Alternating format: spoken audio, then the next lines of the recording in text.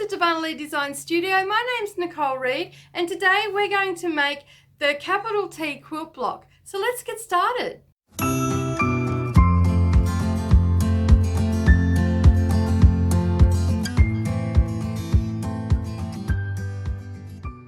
Alright, there's a couple of things that you're going to need today.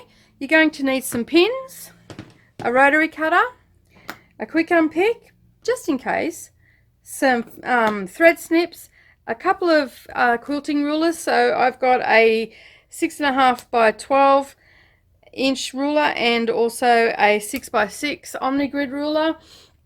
You'll need them for your cross cutting of your blocks. You're also going to need your instructions. Now today I'm just using my iPad because it's easy just to bring it up, and I don't need to worry about printing it off, so you'll need those instructions as well. Now to find out where all the instructions are, you just have to, underneath the video I will link up our blog post, and it has all your supplies that you're going to need. You'll also need a working sewing machine and matching threads to your fabrics, and also an iron and an ironing pad or an ironing board. And that's all you're going to need today. So let's get started. Okay, so I'm using my vintage machine today. It's been set up and you would have seen that in the other video that I have, to set up for a scant 1/4 inch seam allowance. So I'm just giving it a quick test and everything's going fine. I've got my leader cloth there. So now I'm going to start sewing my half square triangles. So I just line that up against my leader cloth and against the tape that I've got here for my scant 1/4 inch, and I just stitch away.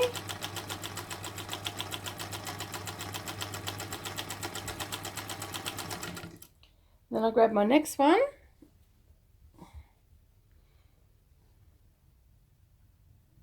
And I'll just keep doing that until I've stitched all my half square triangles together. Okay, so we've sewn all our half square triangles together, and I'll just set them aside. And we're going to press our seams open on that a bit later, so we'll set them aside. Okay, so the next thing we're going to be sewing together are our flying geese units. And one side of our flying geese have a dark purple and the other side has a light purple. When you line your flying geese up, you take your white triangle and your dark purple one, and you want to line the bottom corner up so it looks like that. Okay, so it's nice and flush here and it's flush here, but you have approximately 1/4 inch hanging off the top here. It's supposed to look like that, because if you don't do it like that, when your triangle comes out, when you flip your fabric out so it makes your flying geese, what will happen is you'll have that extra bit, and I'm not sure if you can see that, but you can have that extra bit off the top there, and that way you won't lose your point. If, however, which I've done this off camera, if you sew them where they don't have that point off, what happens is when you fold it out, you can see there that you're not going to have enough seam allowance up here, and then you've got excess down here. So can you see that there? All right, so you want to make sure, and I'll show you what I mean. So your triangle's sitting like that, and you've got it nice and flush down the bottom here, and you've got 1/4 inch hanging off there. So I'm going to sew that for you and show you what it looks like when you unfold them. So again, just using your scant 1/4 inch seam allowance.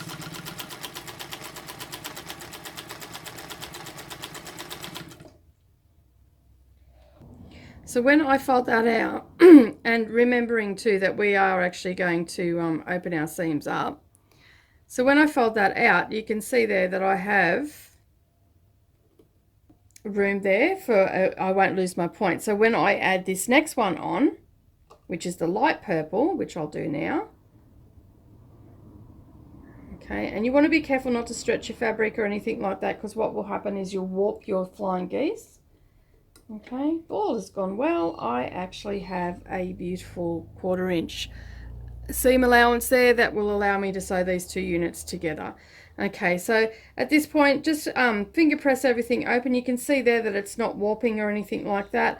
And I'm going to now create our flying geese unit. So take 2 of your flying geese units and basically you're going to lay them, so they're going to look like this in the block, and you're going to lay it on top like that. Alright, and then we are going to sew our scant 1/4 inch seam allowance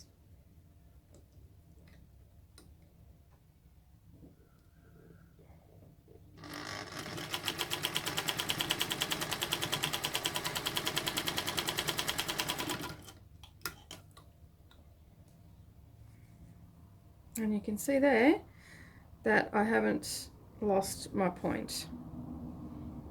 Okay, so remember your scant 1/4 inch, okay, and that way you won't lose your points. Alright, now if you're struggling to get these to line up, you can always fold your block in half. You can see on this side that I've got a 1/4 inch on either side of that point there, so I'm not going to lose those points there either. Okay, and if you're struggling to get it to centered, I would just fold your block in half, find the center point and match it up that way, and that might be a bit easier for you. Okay, so just take care when you're sewing those together, okay, that you don't lose your points, and just be very aware that you need to take it slow and try not to stretch your units.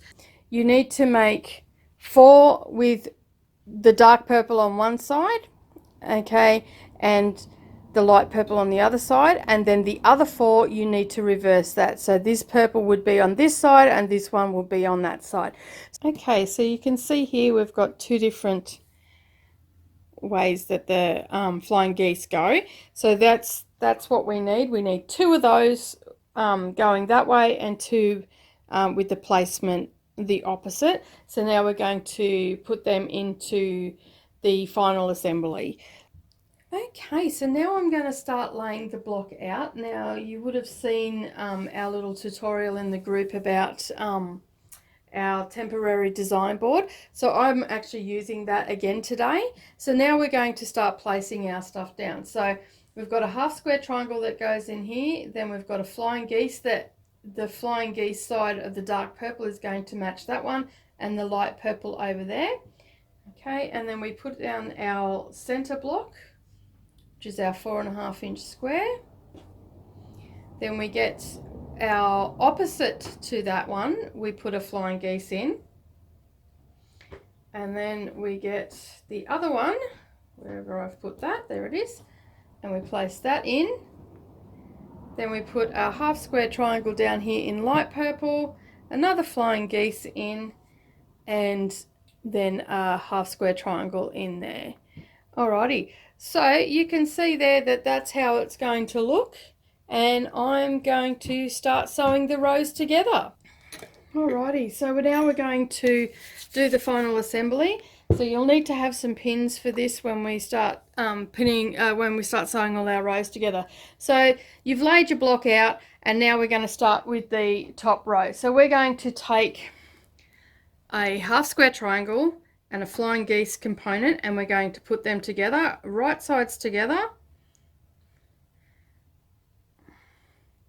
and then we're going to sew our scant 1/4 inch seam allowance.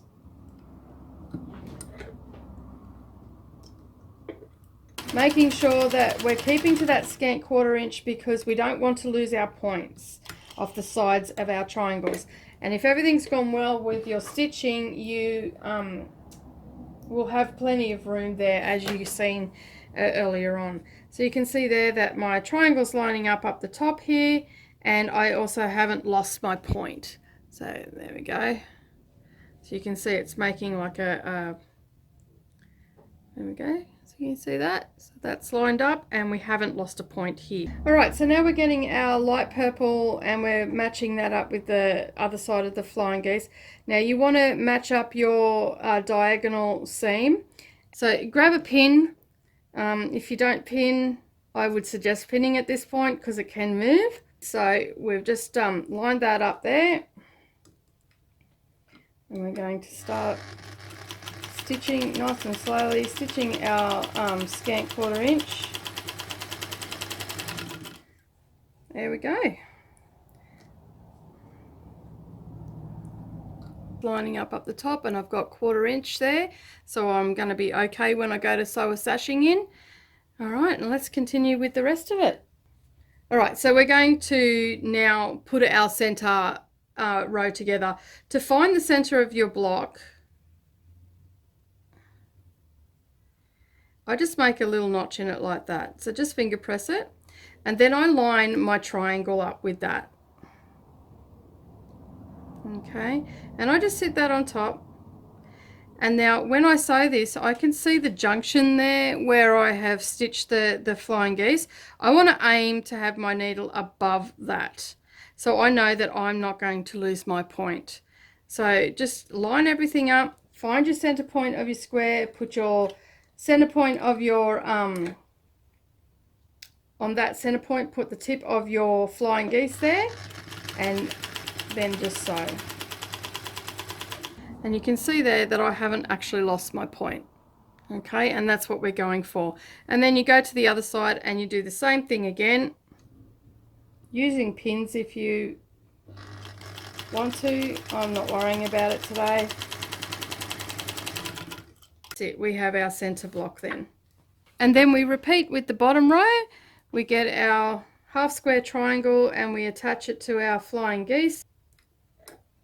And again, using your scant 1/4 inch, so we don't lose any points. And our triangle's matching up nicely down the bottom there. And then we get our last half square triangle, and again we line that up, lining our diagonal up. If you think that it's going to move, by all means put a pin in there. Okay, I can see that that's lining up really well. And you can see there we go, we haven't lost a point on the side of our flying geese, and we've got a nice triangle up the top there, and it's a 1/4 inch, so when I go to sew the sashing in, I'll be okay. So we're going to take our top row and our center piece, and we're going to place our top row on top. We're going to find our cross seams and we're going to nest them together, and we're going to put a pin in. Now I always pin into the seam and come out on the seam, and then I know that I'm going to get them to go together nicely. And you're probably going to want one on the side too for this one, just to hold it in place. Now again, if you get excess fabric, like you see that it's a bit wobbly or whatnot, put that excess fabric down onto the feed dogs and the feed dogs will pick that up. That's a tip that I got from Missouri Star Quilt Company.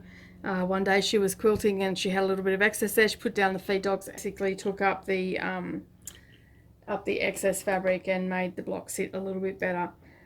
Of course that's within reason, but yeah, if you've got a little bit of excess there, just do that, because we do tend to sometimes get that when we're working with triangles and flying geese. So just be aware that you can fix it. Just put the feed dogs, the excess fabric down on the feed dogs, and you'll be right. Okay, so you can see there that my seams are all okay. I haven't lost my flying geese point, and I'm all good on those ones. So now I just have to sew the last one on. So I'm going to go ahead and do that. All right, so we've just pinned all that together, and now we're just going to sew that last bit together, making sure that our seams are all lining up.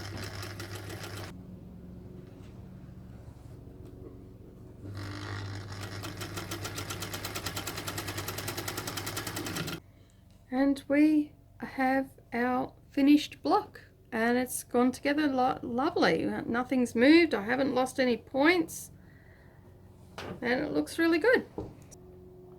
And there you go. The block is finished. You can see I've got 1/4 inch all the way around.